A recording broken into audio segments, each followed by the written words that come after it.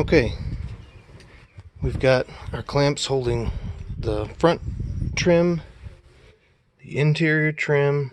We've shut everything. I'm looking for this to be shut tight. I'm looking for this little area to be shut tight in here. Here's our little reveal where we're going to take up and adjust. Like I was talking about before, the brick wanders. You notice it may be hard to see, this is a wide angle lens, but the gap grows and shrinks a tiny bit, and that's a manageable amount to fix with some caulk. But that's what the purpose of the reveal is. I can send a perfectly straight parallel sided rip tight to this everywhere that I can go tight to it, and it doesn't pull me on and off of plane, on and off of flush here, making that look sloppy. It just varies this reveal a tiny bit over a long distance, relatively speaking, and your eye just doesn't register to your eye, which is a little trimming trick, which is why you see that a lot. You notice my clamps. I did have the door on the hinges prior to this, so I had some tape over the ends where the steel bar comes out and is sharp. I didn't want the door banging into that, getting scraped. I like to use white Gorilla Tape. I like to use Gorilla Tape rather than duct, just to begin with. It's worth the money. It's an excellent product. I like to use white when I'm dealing with white things, black when I'm dealing with black, not for no particular reason, I guess, because the color doesn't really come off, but I had some white. I got a square on the jaws to protect the white plastic from becoming marred. I had some here. It's something I have around.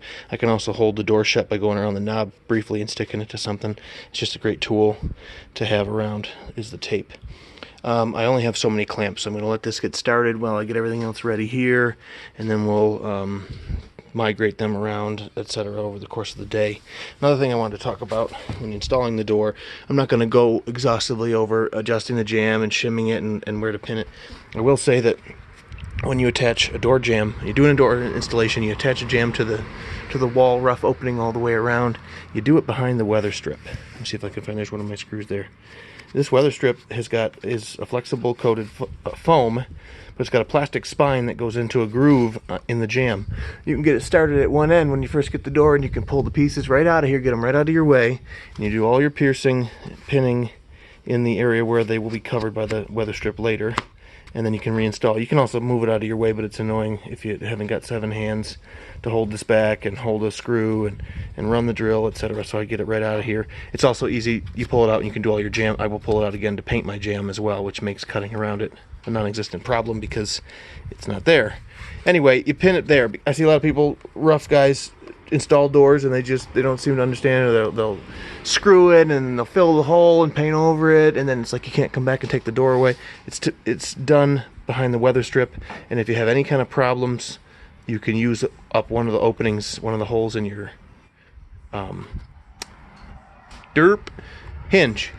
You can use an opening in the hinge. You can use an opening in the strike plates for the deadbolt and the latch.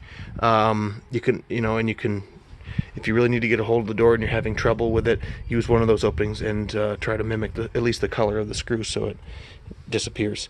One last thing about door adjustment, you get it all opening and shutting and everything's nice and your gap looks good all the way around and it's plumb and everything, and you have a little, I had a little bit of daylight coming in underneath the threshold, and that's a factor of this strip here on one of these new pre-hung doors from the past 20 years or more, maybe 25, 30. This is also adjustable. Your threshold can be sent up or down at each one of these points. You just pop one of these little caps out of here carefully, and you have a little slotted fastener here. It's a reverse thread, I believe. Regardless, it's all the way in, not sticking out below, so the threshold is down to us, and you can dial it up and tip the threshold on this side up to a point where you close that air gap, and you can you have 4 points of where you can control it, and you may want to be down on this one, and as we go over here we go up. These are the types of things that may happen in an older structure or not a brand new structure, so you want to have that adjustability. That's what those are for.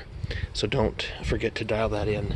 You have people complaining that there's a draft under the door, or they can see daylight, or if your door's jamming, they come from the factory depressed, but if you address a screwed up door and it's jamming constantly along the bottom, the first thing you can check is dialing those back out and sending the threshold down in that way a little bit, and see if that can help the problem. Is it an existing door problem?